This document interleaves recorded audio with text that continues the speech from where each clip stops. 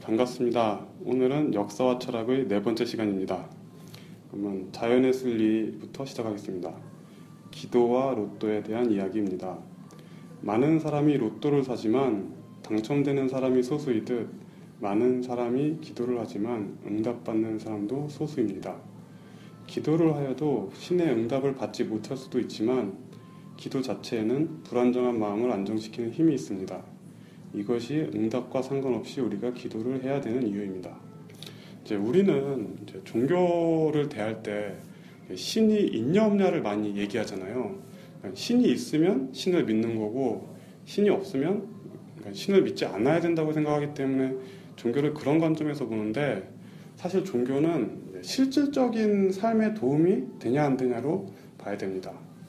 그러니까 기도라는 것은 기본적으로 사람의 마음을 안정시켜주는 힘이 있습니다.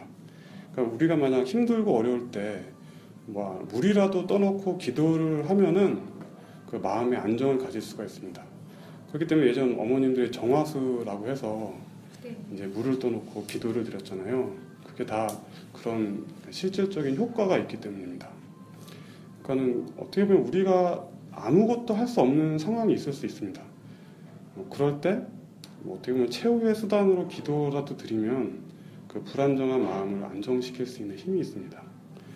그러니까 오히려 정신력이 강하다던가 신을 잘 믿지 않는 분들이 이제 어려운 상황에 처했을 때 그 상황을 자신의 의지와 정신력으로 헤쳐나가려고 이렇게 많이 하시잖아요.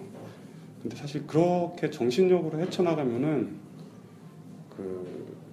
이제 몸이 이제 병들어서 아프거나 암 같은 병에 걸리는 경우가 많습니다. 그렇기 때문에 저는 되도록이면 신을 믿지 않더라도 기도라든가 이런 거 꼭 하는 게 좋다고 봅니다.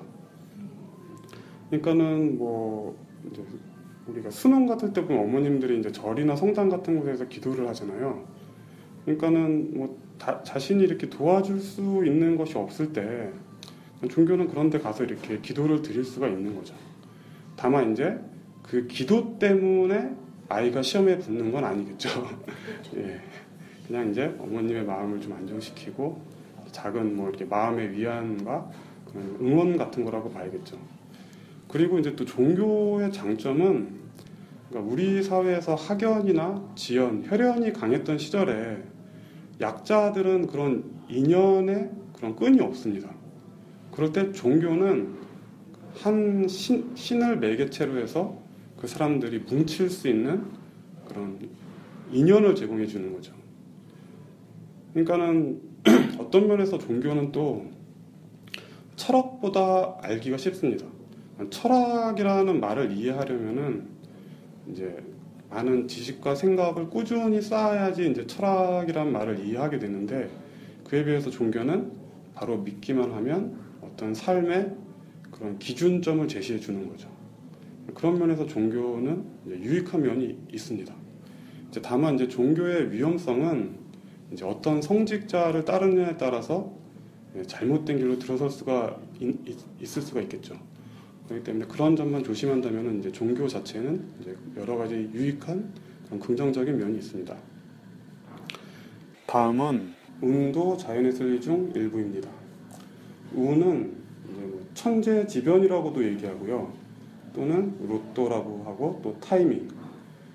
자연의 순리가 이제 약육강식이라고 하는데, 만약 강한 자가 약한 자를 무조건 이제 이기기만 한다면은 당연히 이제 약자는 이제 당연히 쇠퇴할 수밖에 없겠죠. 근데 그런 자연의 순리의 균형을 맞추기 위한 것이 바로 운이라고 할 수가 있습니다. 단 이제 운은 말 그대로 잘 발생하지 않는 거기 때문에 운에 기대면 안 되고, 그냥 운은 그냥 마음 편히 기다리는 식으로 이제 즐겨야 됩니다. 또 만약 어떤 사회에서 사업을 한다던가 어떤 프로젝트를 할 때는 이제 그런 항상 행운과 불운을 계획에 포함시켜야 됩니다. 왜냐하면 운도 자연의 순리 중 일부이기 때문이죠. 작은 돈은 개인의 노력으로 벌 수 있는데 네. 큰 돈은 운이 좀 따라야 된다는 얘기. 예. 그리고 이제 근데 문제는 이제 그래서 사람들이 타이밍을 많이 얘기하는데, 사실은 철학을 가지면 이제 큰 돈을 벌 수가 있는데 그 철학의 높은 수준까지 가기는 사실 좀 힘들기 때문에 보통은 타이밍이 맞아야지 좀 큰 돈을 버는 경우가 많습니다. 근데 문제는 타이밍으로 큰 돈을 벌게 되면은 이제 시간이 지나서 다시 그 타이밍을 잃어버렸을 때 다시 이제 대기업이든 큰 돈을 받은 사람들 이제 쇠퇴하는 경우가 많습니다. 그렇기 때문에 이제 성공을 꾸준히 유지하기 위해서는 뭐 이건희 회장님이나 손정희 회장님이나 워렌 버핏이나 그런 분들 같이 성공을 꾸준히 유지하려면은 이제 철학을 계속 이제 쌓아 나가야 됩니다. 그러니까 예전에 뭐 러시아에서 이제 뭐 채무 불이행 났을 때 뭐 노벨상 출신들이 하는 펀드가 있었는데 그 사람들이 자신들이 만든 프로그램에서 자동으로 이제 매매를 하는 거였다고 합니다. 그런데 그 자신들이 그러니까는 뭐 한 100년에 한 번 일어나는 그런 불행이라는 그런 점을 그 프로그램에 넣지 않았다고 합니다. 그랬더니 그러니까 러시아에서 채무 불이행을 딱 선언하니까는 그때 이제 망했다고 하더라고요. 그러니까 불운을 계획에 포함시키지 못했던 거죠. 이런 운을 역사 속에서 보면은 몽골군이 유럽을 침략했을 때 이제 동유럽의 폴란드군을 모두 무찌르고 이제 서유럽을 침략하기 직전이었습니다. 이제 서유럽 사람들도 몽골군의 강함을 듣고 이제 우리는 모두 죽었다고 생각했었는데 어느 날 보니까 몽골군이 모두 갑자기 사라졌다고 합니다. 그래서 나중에 알고 보니까 이제 몽골의 본국에서 왕이 죽었을 때 이제 모두 이제 왕위를 계승하기 위해서 이제 돌아갔다는 거죠. 그러니까 역사적으로 유럽 사람들한텐 이제 그런 행운이 있었던 거죠. 그 다음은 운명에 대한 이야기입니다. 남이 시켜서 하거나 자신이 스스로 알아서 해야 되는 것, 정해진 길이를 걷게 되는 것, 수레바퀴 위의 개미처럼 수레바퀴 위를 벗어날 수 없는 것, 우리는 그것을 운명의 수레바퀴라고 합니다. 그러니까는 우리 수레바퀴 그 땅에 닿는 면적 위에 어떻게 보면 우리는 그 개미가 그 수레바퀴 그 면적을 걷고 있는 거죠. 수레바퀴 계속 우리가 아무리 계속 열심히 뛰어도 그 수레바퀴 면을 벗어날 수 없는 거를 이제 운명의 수레바퀴라고 얘기를 합니다. 이제 이 부분은 좀 나중에 또 다시 얘기하겠습니다. 다음은 운명을 바꾸는 법. 애티튜드, 성품, 사람을 대하는 자세를 바꾸면 운명을 바꿀 수 있습니다.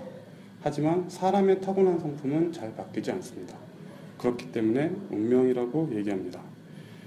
그러니까는 사회생활을 하거나 이렇게 뭐 이제 사회생활을 특히 많이 이제 해보면은 이제 우리는 혼자서 학교에서 뭐 노력해서 성공을 해야 된다는 관념이 강한데 사회같이 큰 세상에서는 혼자서 이룰 수 있는 일은 사실 별로 크지 않고요.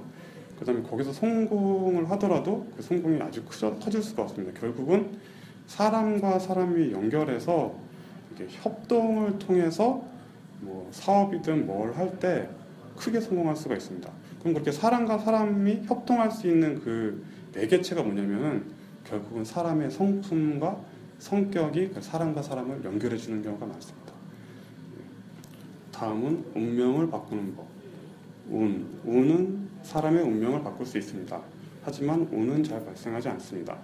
그러한 운을 얻기 위한 가장 좋은 방법은 많은 시도를 통하여 운이 발생할 확률을 높이는 것입니다. 하지만 운은 잘 발생하지 않습니다. 그렇기 때문에 운이라고 얘기합니다. 그러니까는 운은 발생하지 않기 때문에 결국 만약 로또가 되려고 하려면 가장 좋은 방법은 로또를 여러 번 사면 되겠죠. 그러면은 확률이 높아지겠죠. 그러니까는 뭐 예전에 어떤 친구가 정말 뭐 예쁜 여자를 만났다 그러면은 어떻게 그 여자를 만났냐고 했더니 그 친구는 우연이라고 얘기를 했는데 이제 알고 봤더니 여자들이 많이 있는 장소를 자신이 계속 찾아다닌 거예요. 그게 뭐 나이트클럽이든 교회든 그러니까는 시도하는 횟수를 자꾸 높이니까 당연히 거기서 이제 성공할 수 있는 확률이 높아진 거죠. 그리고 아까 전에 운에서 그 성품, 그러니까 운명을 바꾼다고 했을 때 저번 시간에 말했던 그 삼국지 얘기를 했을 때 그러니까 그 사람의 유비라던가 관우라던가 그 장비가 모두 그 운명에 의해서 운명이 결정됐잖아요. 성격에 의해서. 그럴 때 자신의 성격을 이해한다면은 그 순간 뭐 잠깐 참는다던가 아니면 잠깐 그 자신의 성격을 죽였을 때 그때 자신의 운명이 조금 바뀔 수 있는 여지가 있겠죠. 이제 다만 이제 그런 것들은 사실 신경 쓴다고 성격이 괜히 성격이 아니겠죠. 그렇기 때문에 이제 무의식적으로 억제하려고 해도 안 되는 게 아마 그래서 성격을 바꿀 수 없고 그렇기 때문에 자신의 성격이 운명에 의해서 결정되는 것 같습니다. 그 성격은 가족을 대할 때는 적나라하게 드러나고 예. 타인을 대할 때는 잠깐 예, 가만히 그쵸, 쓸 수 그쵸. 있으니까 맞습니다. 이제 교육에 의해서 맞습니다. 사회적인 맞습니다. 학습에 의해서 맞습니다. 잠깐 감추고 감추지 않고 예, 예. 그건 가능하겠죠. 예. 그러니까 또 저번 시간에 얘기했던 그런 중용에 나오는 그러니까 성품은 하늘에서 내려준 것이고 그 다음에 그 성품을 갈고 닦는 것이 교육이다. 그것을 그러니까 너무 드러나지 않게 이렇게 학교에서 윤리와 도덕 같은 걸 배우고 가르치는 게 이제 그게 교육이겠죠. 그러니까 요즘 우리 사회에서 좀 흉악한 범죄가 많이 일어나거나 이런다는 게 그러한 성품을 다스리는 교육이 좀 약해졌기 때문에 그런 것들이 좀 더 표출되는 게 아닌가 합니다. 자, 다음은 상성에 대한 이야기입니다. 자, 지렁이와 닭. 닭은 지렁이를 잡아먹고 독수리는 뱀을 잡아먹고 봉황은 용을 잡아먹습니다. 자, 이렇게 지렁이와 뱀과 용, 그 다음에 닭과 독수리와 봉황, 이게 이렇게 전혀 다른 사물이잖아요, 동물이잖아요. 근데 이 안에는 공통된 흐름과 이치가 보입니다. 바로 지렁이와 뱀과 용은 길쭉하다는 거죠. 그리고 닭과 독수리와 봉황은 새라는 거죠. 그러니까 이런 것들이 자연의 이치라는 거죠. 그러니까 용과 봉황은 이제 창의적인 산물이잖아요. 그런 이런 창의적인 산물의 바탕이 뭐냐면 현재 우리 세상 속에 있는 그런 동물과 사물이 될 수가 있다는 거죠. 창의성도 거기서 나온다고 보시면 됩니다. 이 그림을 보시면 산해경에서 봉황에 대해서 설명한 그림이 있습니다. 그럼 거기서 뭐라 그랬냐면은 봉황의 머리는 닭과 비슷하고 봉황의 목은 뱀과 비슷하고 봉황의 꼬리는 공작과 비슷하고 봉황의 등은 거북이와 비슷하다. 그러니까 이렇게 봉황을 창조했을 때 닭을 모티브로 해서 창조했다는 걸 알 수가 있는 거죠. 그러니까 아이들에게 창의성을 길러주는 교육이라는 게 바로 뭐냐면은 우리가 둘러싸고 있는 세상에 대해서 많은 지식을 쌓게 되면 그 지식을 바탕으로 그러니까 아예 새로운 걸 창조하는 게 아니라 그 지식을 좀 더 조합하거나 조금 더 업그레이드 시켰을 때 바로 거기서 창의성이 나온다고 보시면 됩니다. 다음은 을이 갑을 이기는 법. 큰 개구리는 작은 뱀을 잡아먹습니다. 큰 벌레는 작은 동물을 잡아먹습니다. 큰 초식동물은 작은 육식동물을 이길 수 있습니다. 작은 육식동물은 여러 마리가 모여 큰 초식동물을 잡아먹습니다. 육식동물도 자신보다 큰 상대는 힘을 모아 상대합니다. 크기는 상성을 이길 때도 있습니다. 자, 상성이라는 것은 보통 이제 우리가 말하는 뭐 육식동물이 초식동물을 잡아먹는 게 상성인데 그런 상성을 벗어나는 게 있다는 거죠. 그게 바로 뭐 코끼리는 초식동물이고 사자는 육식동물이지만 코끼리가 덩치가 더 크기 때문에 사자와 1대1로 싸웠을 때는 코끼리가 이깁니다. 그런데 다시 사자는 그 코끼리를 이기기 위해서 여러 마리가 뭉쳐서 초식동물인 코끼리를 상대하는 거죠.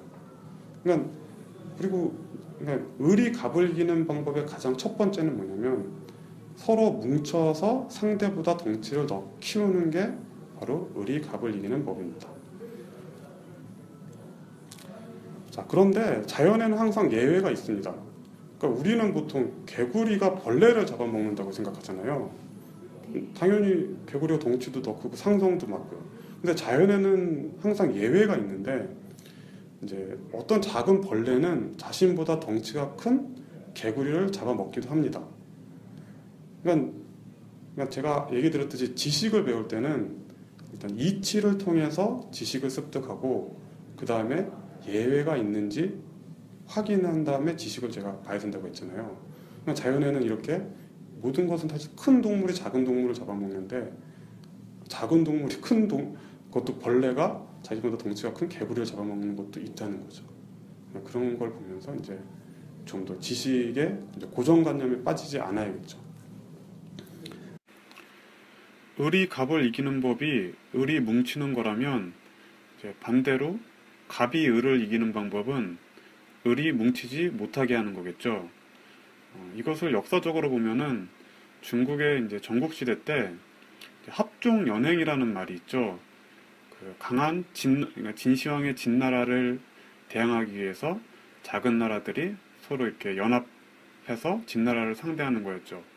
했더니 반대로 진나라가 그 작은 6나라를 이기기 위해서 그 6나라가 뭉치지 못하겠죠. 그래서 진나라가 통일을 할 수 있었죠. 예, 그 다음에 이제 자연의 법칙에 이제 약육강식이 있는데요.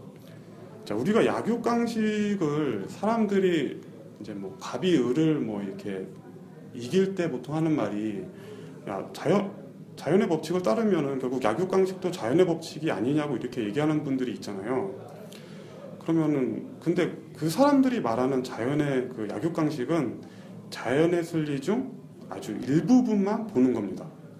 만약 늑대가 사슴을 다 잡아먹으면 늑대가 아마 잠시는 더 번영할 수 있을 거예요. 갑이 을을 이렇게 착취를 하면 잠시는 갑이 더 번성할 수 있는데 만약 늑대가 사슴을 다 잡아먹으면 그 다음에 늑대도 자신이 먹을 게 사라지겠죠. 그럼 그때 그 순간 늑대도 이제 굶어 죽는 상황이 오는 거죠. 그러니까는 우리 사회가 지금 뭐 출산율이 적어진다고 하는 그런 현상도 갑이 을을 자꾸 착취를 하니까 을들이 쇠퇴하고, 그러니까 을들이 쇠퇴해서 이제 아이들이 적어지면은 뭐 유아복 회사도 뭐 없어지고, 그다음에 산부인과도 없어지고, 그다음에 그 아이들이 계속 커서 되면은 이제 학원도 없어지고, 자, 그 아이들이 좀 더 커지면은 이제 대학교도 사라지겠죠. 그다음에 그 아이들이 좀 더 크면은 이제 기업도 쇠퇴하는 그때가 오는 거죠. 그러니까 늑대는 그 잡아먹었을 때 나중에 영향을 받아서 이제 그걸 잘 모를 뿐이지 갑이 을을 너무 착취하면 결국 그게 자신도 쇠퇴할 수밖에 없는 게 바로 자연의 법칙입니다. 그런 것들을 알아야겠죠. 그리고 늑대가 번성하는 법은 사슴이 번성하면 됩니다. 그러면은 사슴이 번성해서 먹을 것이 많아지면 늑대도 번성할 수가 있겠죠. 그 다음에 이제 유대인이 말하는 자연의 법칙이 또 있습니다. 78대 22라는 자연의 법칙을 얘기하는데, 그 자연에는 이제 공기 중에 질소와 산소의 비율이 78대 22라고 합니다. 그리고 사람의 몸속에 있는 물과 기타 유기물질의 비율이 78대 22라고 합니다. 그리고 정사각형에 내접하는 이제 원과 나머지 그 기퉁에 있는 넓이의 비율이 78대 20이라고 합니다. 그러니까 유대인들은 이런 자연의 법칙을 통해서 다른 또 세상을 이해할 수가 있는 거죠. 근데 또 유대인들은 거기서 뭐라 그러냐면은 그 78%의 78%인 60점만 돼도 사람으로서 합격점을 준다고 합니다. 이제 이게 바로 유대인과 우리 이제 동양 사상의 차이일 수 있는데요. 우리는 성인 군대라던가 해서 완벽한 사람이 돼야 된다고 생각하잖아요. 그렇기 때문에 위인전에서도 그 사람의 약점이나 인간적인 뭐 불완전성에 대해서 쓰지를 않아요. 근데 유대인들은 그들의 그런 그 탈무드에서 성직자라고 할 수 있는 랍비들의 타락과 변절도 숨김없이 보여준다고 합니다. 거기서 가르치는 게 뭐냐면은 인간이 불완전하다는 것을 알려주는 거죠. 우리가 이런 인간의 불완전성을 이해해야만 다음 단계로 발전을 할 수가 있습니다. 특히 사회를 이끄는 엘리트들일수록 이런 인간의 불완전성을 이해해야 됩니다. 그래야만 자신의 부족함을 이해하고 배움을 지속함으로써 사회를 잘 이끌 수 있는 그런 엘리트가 될 수가 있는 것입니다. 같은 이야기인지는 모르겠는데요. 일개미의 5%는 일을 하지 않아요. 그래서 생물학자들이 일하지 않는 개미 5%를 집어냈어요. 그랬더니 부지런한 개미들 중에서 5%가 또 일을 하더라고요. 불완전성을 맞습니다. 인정하는 그 우리가 맞는 것 같아요. 모든 개미가 일을 하면은 뭔가 문제가 있을 수 있다는 거죠. 오히려 집단 자체는. 그런 걸 다 이해해요. 자, 그 다음에 아는 사람만 아는 이야기, 자연의 순리. 자, 사물은 모두 어떤 보편적인 원리나 법칙으로 움직이는 것 같습니다.富士필름은 기술기업입니다. 문과 출신인 회장님이 어떻게 정확한 판단을 내릴 수 있었습니까? 확실히 저는 기술의 전문적인 것은 잘 모릅니다. 그러나 사물은 모두 어떤 보편적인 원리나 법칙으로 움직이는 것 같습니다. 세상의 인과율에 따를 것인가? 아니면 거스를 것인가? 이 일이 일어나면 저 일이 일어나지 않을까? 그런 것을 계속 생각하다 보면 본질에 가까워질 수 있다고 봅니다. 이게 바로 후지필름이 이제 그 디지털 카메라를 넘으면서 그런 후지필름이 이제 더 이상 필름을 팔 수 없으니까 위기에 봉착했는데 후지필름이 그 위기를 이겨낸 고모리 시케타카 회장이 한 얘기입니다. 그러니까 세상에는 어떤 보편적인 원리나 법칙이 있다는 걸 안 거죠. 그리고 그 법칙을 통해서 지금 현재 내가 겪고 있는 문제를 해결한 것을 볼 수가 있습니다. 여기까지가 자연의 순리에 대한 이야기였습니다. 그러니까는 세상은 인간과 자연으로 이루어져 있다 그랬고 인간에서 건강과 본능에 대해서 얘기했었고요. 그 다음에 이제 자연에 대해서 자연의 법칙과 자연의 순리에 대해서 얘기했습니다. 자, 다음은 진화에 대한 이야기입니다. 자, 진화론. 진화는 또 다른 말로 인간과 자연의 역사를 진화라고 할 수가 있겠죠. 그러니까 지금 이제 진화는 역사에 대해서 이제 공부한다고 보시면 됩니다. 진화론. 육체가 진화의 길을 걸어왔듯이 정신도 진화의 길을 걷고 있습니다. 이것이 우리의 정신을 이성으로 통제하지 못할 때 동물의 본능이 나타나는 이유입니다. 철학을 통하여 우리의 본능을 이해하고 동물의 본능을 통제할 수 있을 때 우리는 온전한 인간으로서 존재할 수 있을 것입니다. 철학은 인류 정신의 진화 방향입니다. 그러니까는 우리의 육체가 이제 진화론이라는 게 이제 원숭이라는 그런 동물로부터 진화해 왔다는 게 진화론이잖아요. 그럼 이제 조금 생각을 해보면은 그러니까 우리의 정신과 영혼도 결국은 그 원숭이의 영혼이 진화되어 발전돼 온 거겠죠. 그러니까 우리가 갖고 있는 뭐 식욕이라던가 성욕이라던가 그런 본능적인 감정들은 그런 우리가 뭐 유인원 시절부터 갖고 있었던 그런 감정이 되겠죠. 다만 우리는 이제 그런 감정이 좀 더 풍부해지겠죠. 진화이기 때문에. 그렇게 보시면 됩니다. 그리고 진화에 대한 것이 이제 진화를 보실 때 이 그림을 보시면 첫 번째 그림은 이제 주전자에서 물이 끓어서 수증기가 나오는 그림입니다. 제가 앞에 자연의 이치에서 얘기했을 때 물과 불이 만나면 수증기가 발생한다 그랬잖아요. 여기 수증기가 바로 힘, 파워가 되는 거죠. 그 다음 그림 뭐냐면 증기기관입니다. 증기기관의 원리도 보면은 물을 불이 끓여서 거기서 나는 수증기로 증기기관이라는 파워를 나타내서 증기기관이 된 거죠. 그 다음에 이것은 화력발전입니다. 자, 화력발전소의 원리도 뭐냐면은 이 화력발전에서 불을 떼가지고 물을 끓여서 그것에 나오는 그 수증기를 여기 터빈에서 돌려가지고 또 우리가 전기를 만들어내는 거죠. 자, 그 다음에 원자력 발전소도 원리는 뭐냐면은 원자력이라는 불을 사용해서 물을 끓여서 그 증기로 터빈을 돌려서 전기를 만들어내는 거죠. 자, 그러면 이렇게 보면 알 수 있듯이 가장 기본적인 원리는 변하지 않았다는 거죠. 바로 불이 끓이는, 그러니까 정말 복잡해지고 이렇게 막 커지는데 가장 기본적인 원리인 불이 끓인다는 원리는 변하지 않는 거잖아요. 그러니까 이게 발전소의 역사잖아요. 그러면 이걸 보면은 이게 결국 생명의 역사와도 이치가 통합니다. 그러니까 처음에는 단세포 생물이었다가 뭐 어류나 양서류, 포유류, 인간이 되는 거죠. 그러니까 우리가 계속 단세포 때문에 덩치가 커지고 뭔가 복잡해지고 하지만 가장 기본적인 뭐 식욕이나 그런 욕망은 우리가 계속 간직할 수 있는 게 바로 이런 그림을 통해서도 볼 수가 있는 거죠. 근데 뭐가 이제 또 더 신기한 게 뭐냐면, 자, 여기까지는 원자력 발전소까지는 우리가 매연이나 공해 물질을 발산하잖아요. 그럼 이 다음 발전이 뭐냐면 바로 핵융합 발전이라고 합니다. 근데 핵융합 발전부터는 약간 청정 에너지가 된다 그러잖아요.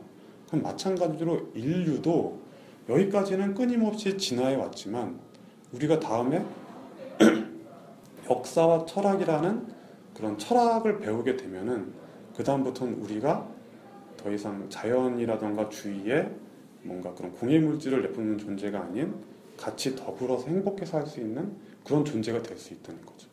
그러니까 이런 것들이 다 자연의 이치라고 보시면 될 것 같습니다. 다음은 진화. 물속에서의 경쟁에서 패한 우리의 조상은 물 밖으로 나와 진화를 거듭하여 자신들을 몰아낸 물고기를 잡아먹습니다. 아프리카의 초원에서의 경쟁에서 패한 무리는 북쪽으로 올라와 문명을 건설하여 자신들을 몰아낸 흑인들을 노예로 삼았습니다. 그러니까 백인들이 나중에 흑인들을 다 노예로 삼았죠. 그 다음에 한국에서 건너간 후예들은 일본에서 힘을 키워 조선을 병합하였습니다. 그러니까 우리는 일본과 굉장히 사이가 좋지 않은데 사실 생각해보면 일본 사람들이 그 땅에서 솟아난 건 아니잖아요. 결국은 다 한국 사람, 중국 사람들이 이렇게 뭔가 전쟁이라던가 그런 시기에 그 자신의 나라에서 살기 힘들어서 많이 건너간 거잖아요. 예전에 뭐 제주도 분들이 거기에 무슨 사태가 일어나서 또 일본에 많이 건너가셨다 그러고. 그렇기 때문에 사실 우리는 일본과 근본적으로 같은 그런 사람이라는 게 또 동질성이 강하다는 걸 이해하면은 지금 우리가 겪고 있는 역사적인 문제에 대한 또 해법이 실마리가 될 수 있지 않을까 합니다.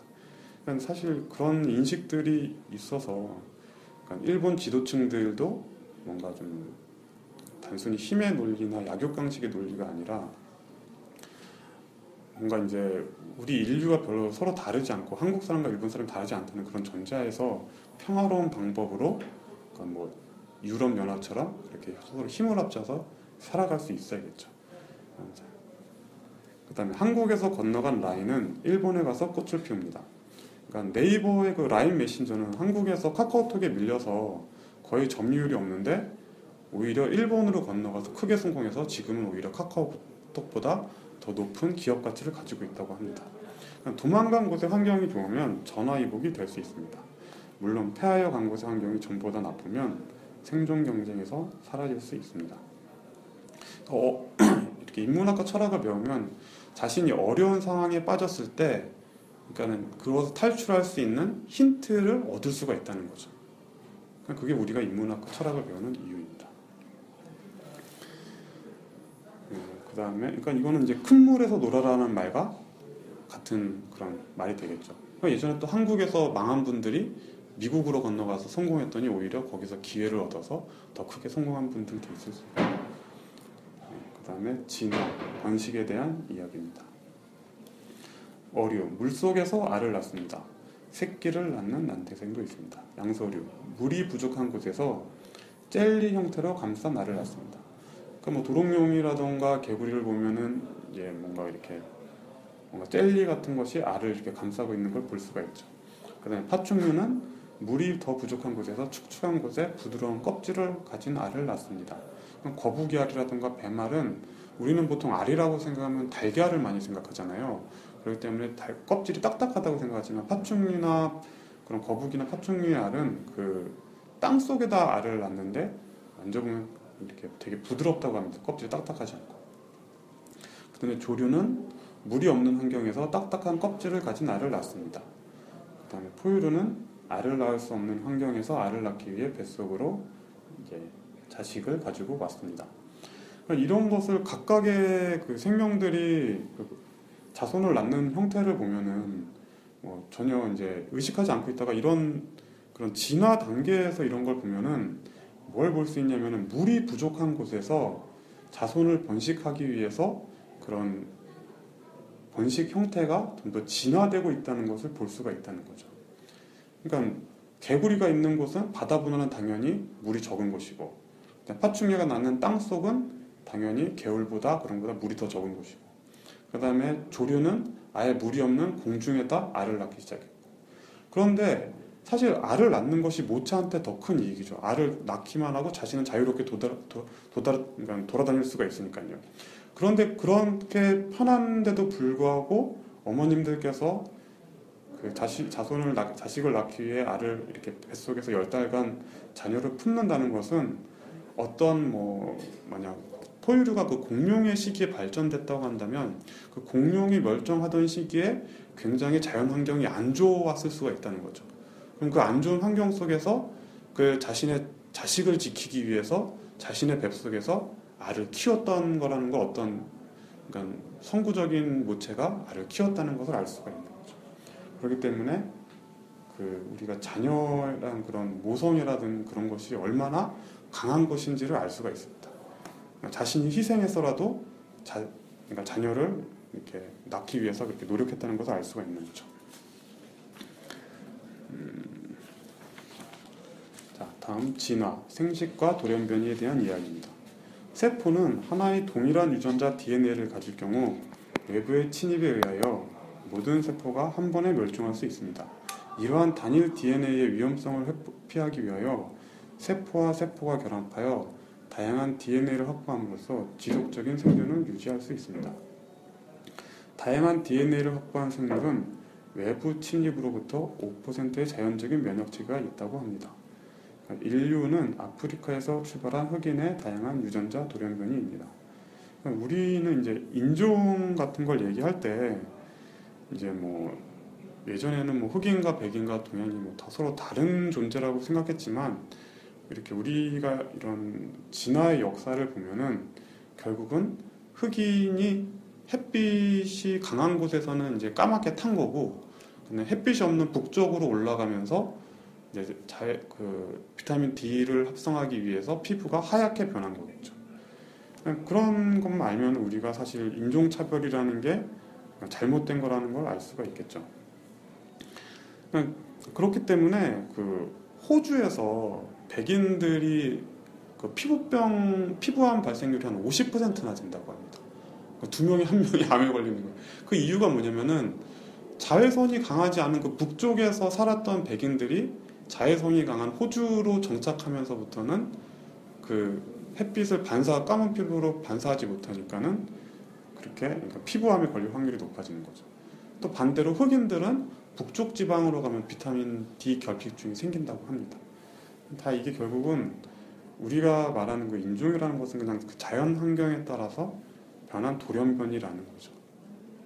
그리고 돌연변이에서 또 얘기하면은 돌연변이에는 이제 오른쪽 돌연변이와 왼쪽 돌연변이가 있습니다. 그러니까 왼쪽 돌연변이는 좋은 의미가 강하고요. 오른쪽 돌연변이는 이제 좀 나쁜 의미라고 얘기를 한다면은 오른쪽 돌연변이는 이제 사이코패스 같은 사람들이 오른쪽 돌연변이가 될 수 있고요. 정규 분포를 그렸을 때 왼쪽 돌연변이 같은 건 이제 성인, 프란체스코 교황님 같은 분들이 왼쪽 돌연변이라고 할 수가 있는 거죠. 그러니까는 근데 우리들은 그런 돌연변이를 다 같이 보는 이제 구별하지 않고 그냥 서로 다르다고 볼 수가 있는데 바로 이런 오른쪽 돌연변이와 왼쪽 돌연변이의 성질이 전혀 틀릴 수가 있습니다. 그런 것을 또 구분하는 것이 또 판단력이 되겠죠. 우리들은 가끔 좋은 일을 하는 사람을 보고 미쳤다고도 얘기하잖아요. 그러니까는 그런 말이 일반 사람들은 하지 않는 그런 행동을 하니까는 미쳤다는 얘기를 할 수가 있는. 하지만 그분들은 미친 게 아니라, 그러니까 어떻게 보면 말 그대로 좀 좋은 성품이나 그런 좋은 쪽의 돌연변이일 수가 있는 거죠. 그렇기 때문에 이제 그런 돌연변이는 이제 구별을 해야 되는 것 같습니다. 예술 분야는 미쳐야 된다 이런. 예. 그러니까는 그런 것도 남들이 볼 때는 약간 이해가 좀 못할 수가 있는 거죠. 이제 그런 부분이. 근데 정말 이런 거는 정말 판단하기가 좀 힘든 부분이 정말 경계선상이 있을 수도 있기 때문에 좀 힘든 부분이 아닌가 합니다. 그 다음에 이런 것을 또 잘 나타내는 사자성어가 동성이속이라는 사자성어가 있습니다. 사람은 날 때는 다 같은 소리를 가지고 있으나 성장함에 따라 언어, 풍속, 습관이 달라진다는 뜻으로 사람의 성질은 본래는 같으나 자라난 환경과 교육에 따라 선악의 차가 생긴다. 순자가 얘기하셨습니다. 그러니까 이런 것들이 다 이런 이해가 있으면 다 이런 이치가 다 통하는 거죠. 사람은 다 원래 같은 뭐 본질이나 환경에 따라서 뭐 까만 사람도 되고 뭐 하얀 사람도 되고 그다음에 뭐 문화에 따라서 그 문화에 따른 뭐 그런 걸 가질 수가 있는 거겠죠. 뭐 개구리를 먹는 문화, 개를 먹는 문화 이런 게 있을지 사람 자체는 틀리지 않다는 거죠. 자, 이런 거를 또 문학에서도 볼 수가 있는데 그리스인 조르바라는 곳에서 그 그리스인 조르바가 이런 얘기를 했습니다. 그리스인이든 불가리아인이든 터키인이든 상관하지 않는다. 나는 좋은 사람이냐 나쁜 놈이냐 요즘에는 내게 이런 게 문제가 될 뿐이다. 그리고 아마 내가 나이를 더 먹게 되면 이것도 상관하지 않을 것이다. 좋은 사람이든 나쁜 사람들이든 나는 그것들이 불쌍하다고 생각한다. 그러니까 이런 문학 속에서도 이런 인종에 대한 서로 뭐 예전에는 나는 뭐 불가리아인 뭐 터키인을 적대했지만 같이 싸우면서 그 사람들을 알아가면은 결국 그들도 나와 같은 사람이라는 것을 알게 됐다는 거죠. 그러니까 오히려 그리스인 중에서도 나쁜 사람이 있을 수 있고 좋은 사람이 있을 수 있고 터키인 중에서도 좋은 사람이 있을 수 있고 나쁜 사람이 있을 수 있는 거지 터키인이니까는 뭐 나쁘고 그리스니까 좋지 않다는 것을 알게 된 거죠. 이건 마찬가지로 일본 사람도 그렇고 뭐 북한 사람도 그렇고 중국 사람도 그렇고 미국 사람도 다 마찬가지가 되겠죠. 그러니까 우리가 철학과 인문학을 배우는 이유는 인종을 구별하기 위해서가 아니라 어떤 사람이 좋은 사람이냐 나쁜 사람이냐를 구별하기 위해서 인문학과 철학을 배운다고 보시면 될 것 같습니다. 그러니까 우리가 정말 구별해야 되는 것은 그런 선학적인 문제가 되겠죠. 자, 다음은 근데 그렇다고 해서 무조건 뭐 상대를 믿으라는 얘기는 아닙니다. 다만 경계는 할 수 있지만 미워할 필요는 없다는 거겠죠. 네. 다음 진화, 문화에 대한 이야기입니다. 단백질. 자, 질소와 단백질이 부족한 곳에서 식충과 식인 문화가 발생합니다. 질소가 부족한 곳에서 곤충을 직접 잡아먹음으로써 질소를 보충하는 식충 식물이 발달합니다. 단백질이 부족한 곳에서 식인 문화가 발생합니다. 문화란 자연 환경에 의해서 발생되는 반복 행위입니다. 환경이 바뀌면 문화도 바뀌게 됩니다. 우리가 좀 말하는 뭐 전통 문화 그런 것들이 어떻게 보면 그 나라가 갖고 있는 자연 환경에 의해서 계속 그것이 반복되다 보니까 그게 이제 문화가 되는 거죠. 만약 자연 환경이 바뀌면 그런 문화도 아마 이제 자연스럽게 바뀌게 될 겁니다. 그러니까 뭐 추석이나 이런 것은 결국은 우리가 농사를 짓다 보니까 농사가 마지막 끝난 시점에 수확물이 나는 시점을 기준으로 해서 아마 뭐 이제 추석이라는 문화가 생긴 거겠죠. 근데 만약 그런 문화가 아니라 뭐 어떤 나라에서는 그 뭐 수확하는 시기가 12월일 수도 있고 만약 뭐 8월일 수도 있으면 뭐 그때 뭐 문화가 발생할 수 있겠죠. 그러니까 우리가 문화를 대하는 자세도 그게 너무 고정 불변의 것이 아니라는 것을 약간 이해할 필요가 있겠죠.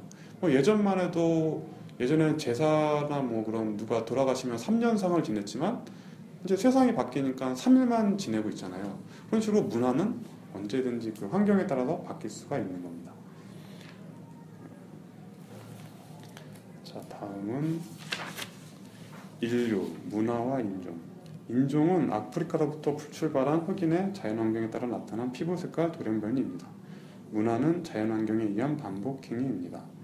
인류는 자연환경에 의해서 다양성을 갖게 된 하나의 개체입니다. 우리는 모두 같은 종 형제인 것입니다. 이제 앞에서 얘기했던 그런 것들이 되겠죠. 우리가 갖고 있는 인종이라든가 문화에 따라서 사람들을 우리는 구별하려고 하지만 그것은 눈에 보이는 견이라는 거죠. 철학을 나타내는 말 중에 이런 말이 있는데 견하지 말고 관하라.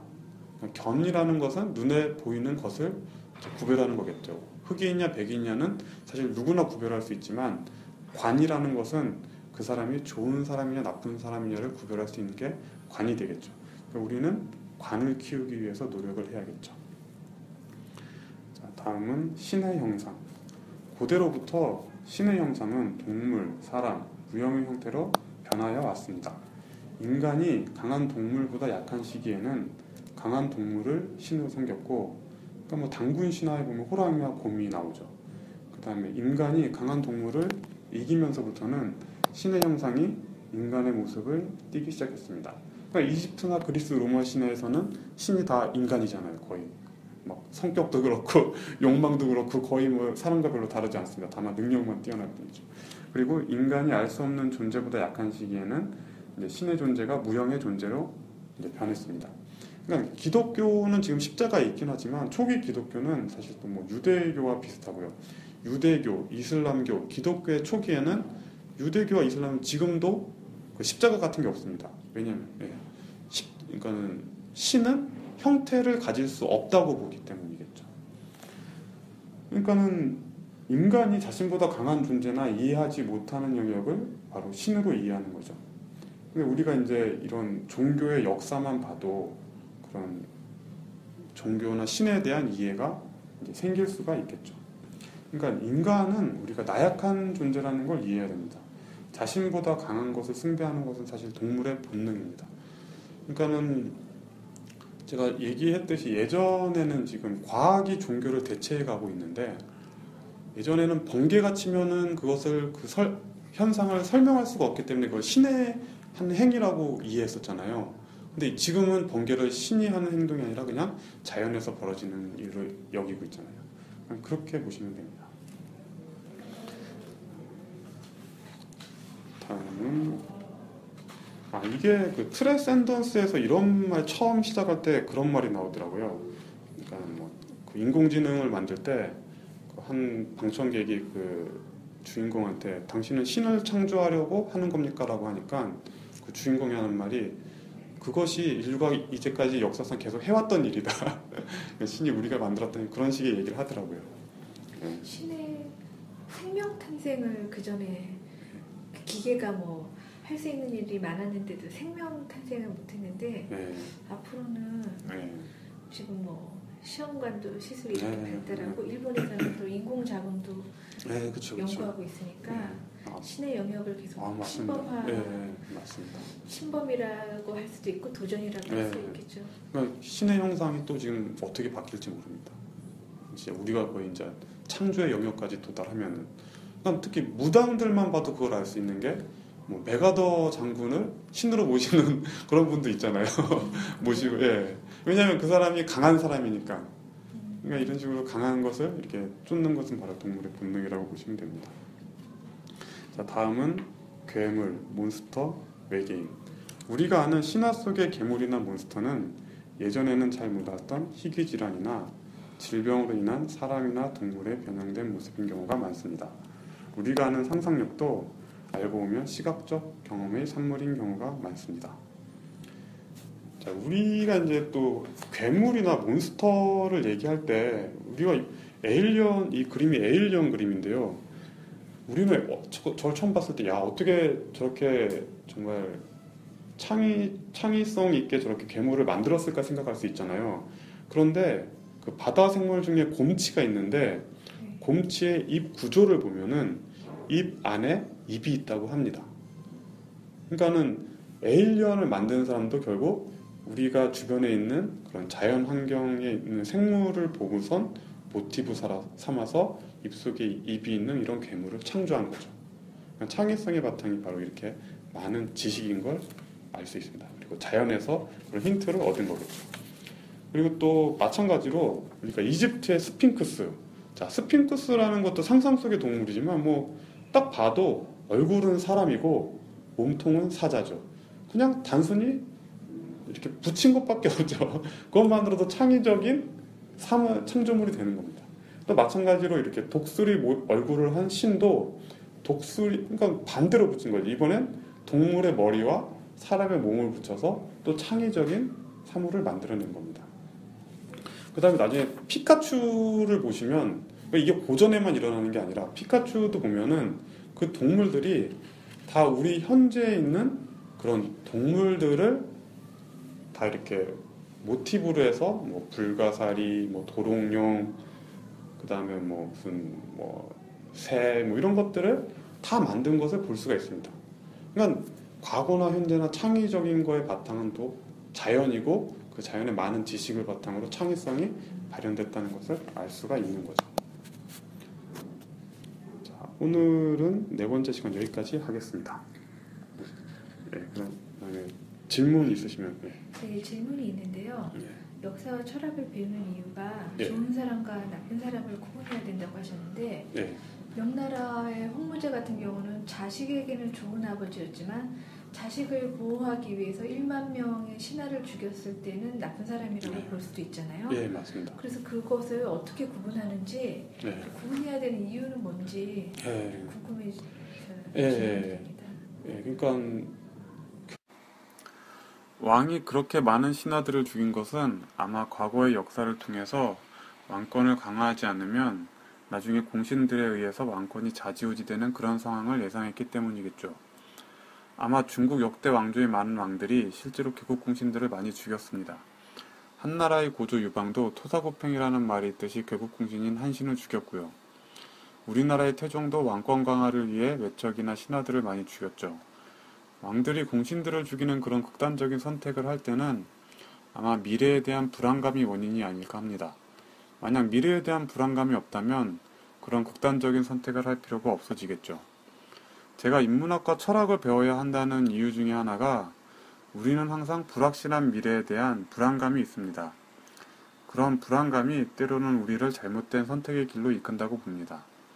우리는 항상 타인의 마음을 이해하지 못하기 때문에 때때로 어떤 상황에서 타인을 의심하거나 적대감을 갖는 경우가 많습니다. 인종차별 같은 것도 그런 거겠죠. 그렇기 때문에 인문학과 철학을 통해 타인을 이해하고 우리를 둘러싸고 있는 세상을 이해하게 된다면 그런 극단적인 선택을 하지 않을 수도 있다고 봅니다. 일례로 송나라의 태조 조광유는 자신들의 공신들에게 어느 날 이제껏 나와 함께 잘 놀지 않았느냐는 말로 잘 얘기해서 공신들로 하여금 스스로 자신들의 지위를 내려놓고 고향으로 낙향하게 했다고 합니다. 그리고 송나라가 망할 때까지 후손들과 좋은 관계를 유지했다고 합니다. 그러니까 이렇게 역사를 통해서 다른 해법이 있다는 것도 알 수가 있는 거죠. 그러니까 우리가 이제 철학을 통해서 이제 좋은 사람과 나쁜 사람을 구별할 수 있는 이제 판단력을 이제 갖게 된다면 그런 이제 공신들을 모두 죽이는 그런 극단적인 선택을 할 확률도 줄어들 수가 있겠죠. 그리고 철학은 정답을 준다기보다는 힌트를 준다고 할 수가 있습니다. 그러니까 확률이 높은 거지 무조건 100% 맞는다는 건 아닌 거죠. 그러니까 지피지기 100점 100승이 아니라 지피지기 100점 불태인 이유도 철학을 가진다고 항상 이긴다는 것은 아니라는 것을 얘기해 준다고 봅니다. 제가 예를 들면 은행을 다녀요. 그런데 이번에 1000명을 감원해야 된다고 해서 퇴직을 할 때 저한테는 나쁜 거지만 회사와 국가적인 측면에서는 좀 도움이 될 수 있잖아요. 맞습니다. 그럴 때 과연 인문학이 나한테 어떤 도움을 주는 건지. 그러니까 사실 제가 계속 얘기를 했지만 그 1000명을 감원하는 그 순간까지 가지 않는 게 사실 제일 좋은 거잖아요. 회사가 미리 사회의 그 변화를 읽어서 그 방향을 타고 회사를 유지시키거나 더 크게 만들 수 있으면 그 1000명을 감원하는 사태가 안 오는 거잖아요. 그런데 리더가 그런 인문학과 철학이 없었기 때문에 세상의 흐름을 읽지 못했잖아요. 그 순간 다른 경쟁자가 그 흐름을 받아서 앞으로 나갔을 때 자신이 흐름에 뒤처졌기 때문에 1000명을 감원해야 되는 상황이 생긴 거잖아요. 그러니까 리더가 만약 인문학과 철학을 알았으면 그런 상황이 생기지 않았었겠죠. 그래서 차선책으로 퇴직금을 준다고 하지만 리더는 철학을 공부해서 조절을 할 수 있지만 을은 그쵸. 그러면은 철학을 공부했을 때 어떻게 대처를 그러니까 해야 되나? 제일 좋은 거는 삼국지를 보면 힌트를 얻을 수 있는 게 어떤 그러니까 유명한 그 신하가 이제 어떤 이제 그 지역의 그 군주가 나한테 이제 등용해라, 내 밑에서 일해라 했을 때 가지 않았습니다, 사람들이. 근데 조조가 오라고 하니까 냉큼 달려갔습니다. 사람들이 아니 당신은 다른 사람이 불렀을 때는 등용되지 않았는데 왜 조조가 불렀을 때는 등용됐습니까? 라고 말하니까 그냥 씩 웃으면서 갔대요. 근데 그런 신하들이 몇 명 더 있습니다. 곽가는 원래 원소에게 먼저 등용되려고 원소한테 먼저 갔습니다. 그런데 원소를 만나보고 얘기를 해보니까 원소가 이제 그릇이라던가 그 능력이 별로 좋지 않았다는 것을 알게 됐죠. 그래서 원소의 부하들에게 원소와는 큰 일을 할 수 없고 아마 어려움에 처할 것이라는 말을 한 다음에 조조에게 갔습니다. 그러니까 이렇게 인문학과 철학을 통해서 자신과 함께할 리더를 알아봄으로써 그러니까 위험을 회피하고 더 큰 성공과 안정을 가질 수가 있는 거죠. 근데 저는 일단 그 전에 저는 그 근본적인 문제를 해결해야 된다고 항상 얘기를 드리잖아요. 그러니까 우리의 지금 현재 일어나는 경쟁은 승자와 패자를 가르는 경쟁이라고 봅니다. 그렇기 때문에 패자는 항상 어려움에 처한다는 거죠. 그런데 만약 우리가 하는 경쟁이 이제 만약 홍익인간의 경쟁이 된다 그러면은 만약 이긴 사람이 내가 대신해서 세상을 행복하게 해줄게 라는 그런 경쟁이 된다면은 진 사람도 마음 놓고 승자를 이렇게 응원해 준다던가 그렇게 될 수 있지 않을까 합니다. 그것이 제가 역사와 철학을 통해서 인문학과 철학을 배워야 한다고 얘기하는 이유입니다. 네, 고맙습니다.